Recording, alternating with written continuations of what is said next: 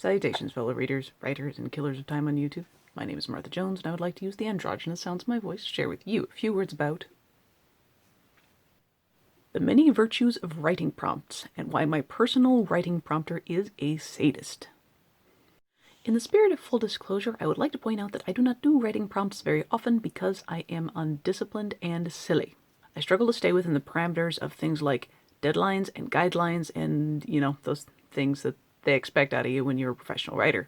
However, that is precisely the reason why writing prompts are excellent practice for them who want to get into the publishing biz, because the publishing biz will tolerate artists to a point, but overall they need people who can meet guidelines and deadlines and stay within the parameters of the rules set forth. Not only that, but part and parcel of being an author who works with a publisher means that you will occasionally be asked to do stuff that you were never trained for, and you just kind of gotta roll with it. And that is one of the things that makes writing prompts invaluable. It's also good for them what want to do copywriting professionally, because a lot of times you will not get to choose your own topics, and being able to write cohesively within the parameters set forth by another person is an incredible skill to have. It actually reminds me an awful lot of a show called Chopped. There was a deep, dark part of my history, as I'm sure there was for other humans who were born in a certain era, where going to visit your friends also meant that you went to visit their cable television, and as a result I ended up seeing a show called Chopped quite frequently. If by chance you're not familiar with the show, it is a cooking venture by which chefs compete with ingredients they have never seen before,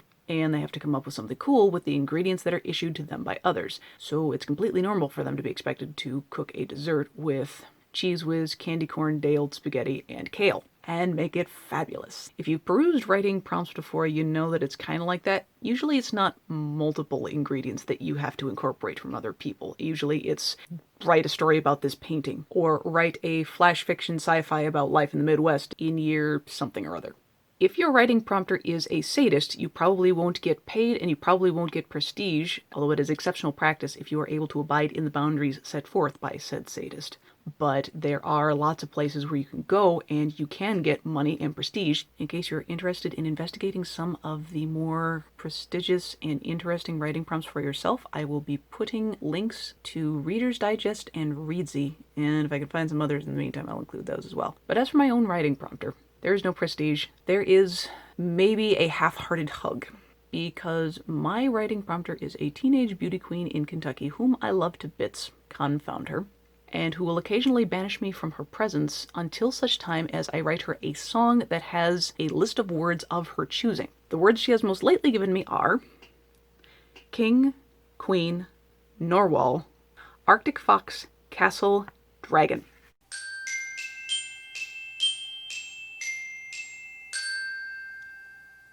Which is nominally better than the last list, which was fairy, penguin, wings, island, frog, goblin, dragon.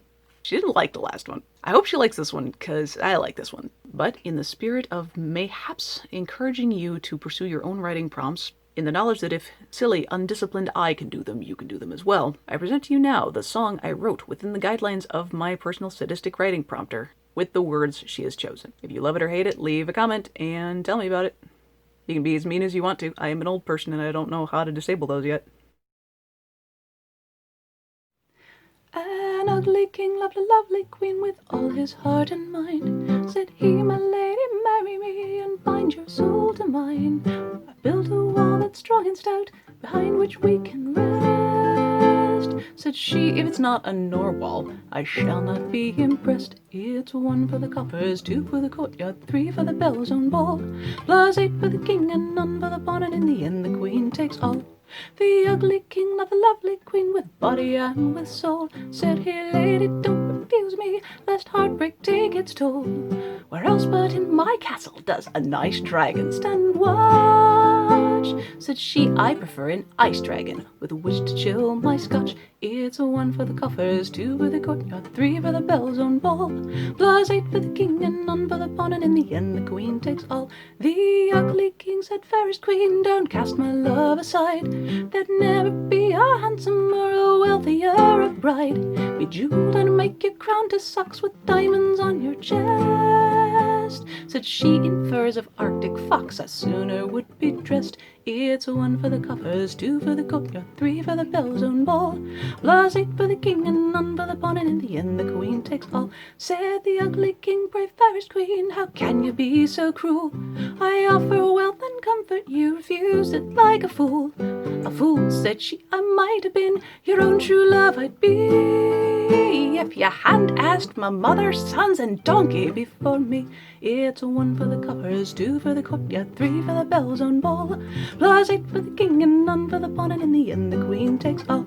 It's a 1 for the coffers, 2 for the courtyard, 3 for the bell's own ball. Plus 8 for the king and none for the pawn, and in the end the queen takes all. Das ist gut.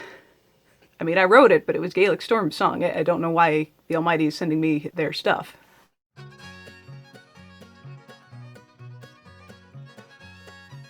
As always, thank you for giving these videos a shot. I post whenever the day job allows.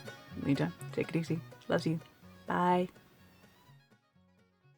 Like my channel, buy my crap. Doo-dah, doo-dah.